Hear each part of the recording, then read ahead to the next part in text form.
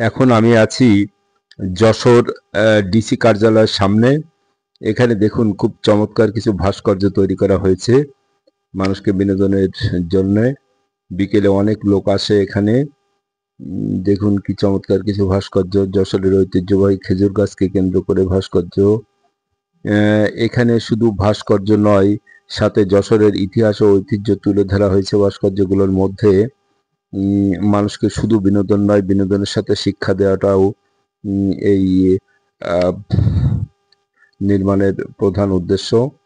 তো দেখুন এখানে যশোরের অনেক ধরনের ইতিহাস এবং ঐতিহ্য তুলে ধরা হয়েছে। এরপরে দেখুন আহ, মাঝখানে যশোর জেলার ম্যাপ তৈরি করা হয়েছে। যশোর সদর উপজেলা সহ যশোরের 8টি উপজেলা সহ এই ম্যাপটা নির্মাণ করা হয়েছে। খুব চমৎকার কিছু ভাস্কর্য মানুষকে বিনোদন এবং শিক্ষা দেওয়ার জন্য দারুণ কিছু উদ্যোগ গ্রহণ করা হয়েছে যশোর প্রশাসনের তরফ থেকে।